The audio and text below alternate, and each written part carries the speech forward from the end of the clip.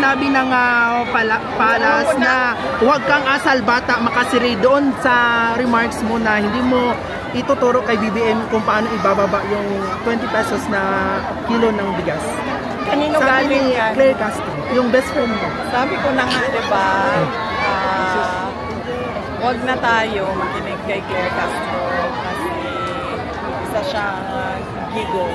Garbage in, garbage out. Tama na. Vice, tanong ko lang sa local, umaasa ba kayo sa MILF may papangalanan sila or endorse sila from PDP Laban? And nagtataka ba kayo kung hindi sila nagsasalita after PRRD na dinala sa Hague? Sino? MILF. MILF? Well, katungod na no sa tanan organisasyon kung unsa ang ilahang pamulitika.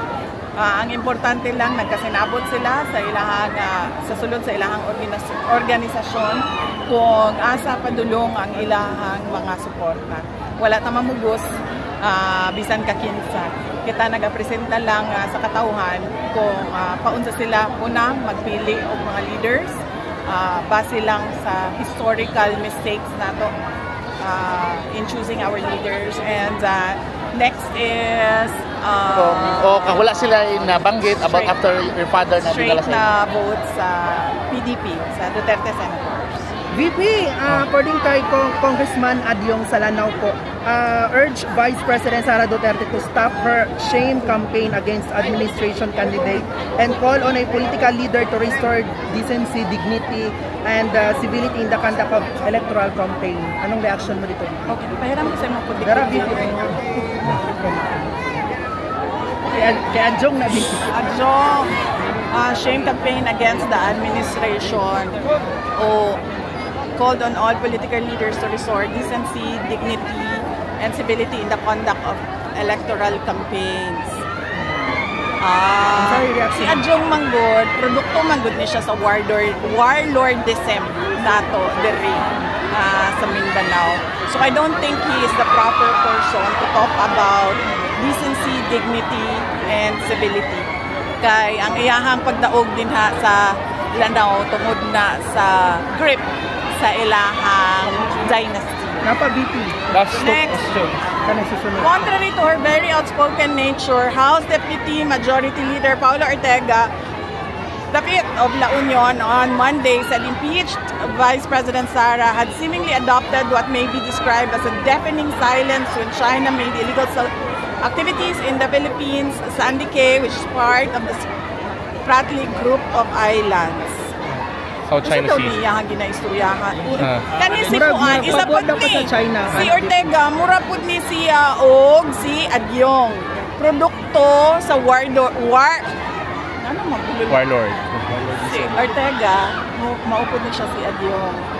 Produkto sa warlordism dinhi sa ato ang nasod. So, angay niya nga mo-adopt po og deafening silence.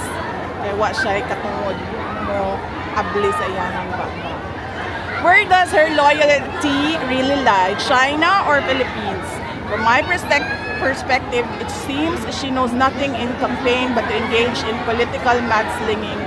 Hit PBBM administration allies, but China as her stone-etched template accused Duterte. So, kay Ortega hindi pa obvious nga na ako diri sa Pilipinas nagapangampanya para sa mga kandidato para sa ato ang nasod. So, of course, I am pro-Philippines and nothing else.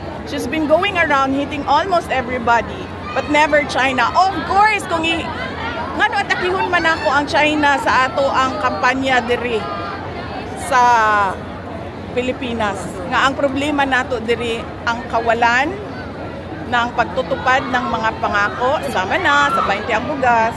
And finally, sa pangalan na niya? Ortega. Kana iyang pangalan.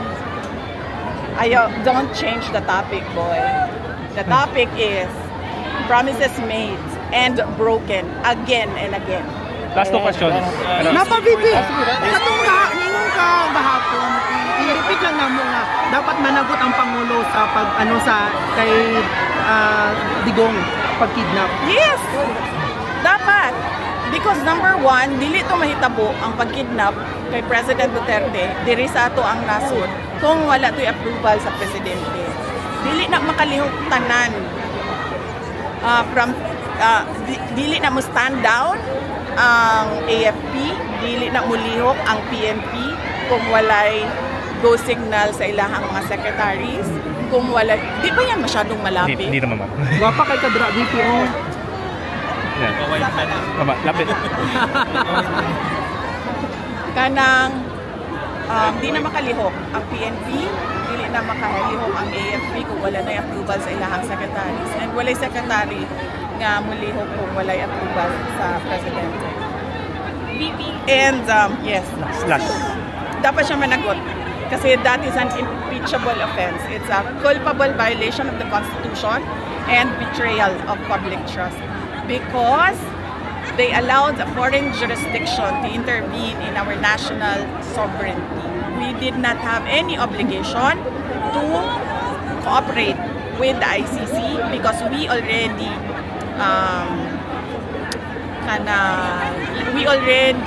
filed our petition to withdraw from the ICC, and walay jurisdiction ang ICC para mubuhat ng investigasyon kay President Rodrigo Duterte o Vicente Quince.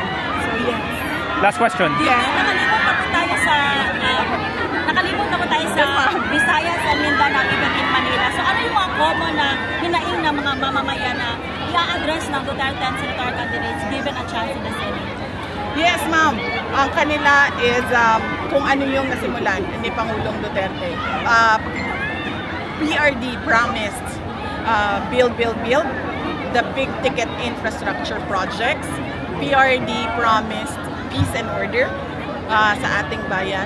And naturally, when there is peace and order, development o kalambuan, kaunlaran ay sumusunod din. Mag-attend po tayo sa iba pang remaining PDP rallies po with Kitty Duterte. Hindi ko pa, wala pa ako schedule pagkatapos nito, ma'am. Kasi ito pa lang yung katapusan ng schedule namin mula Visayas, mula Leyte, papuntang North Cotabato. So, mag-schedule pa kami ng aming mga gagawin sa May 7, May 8, May 9, at May 10. Thank you. Thank you. Thank you.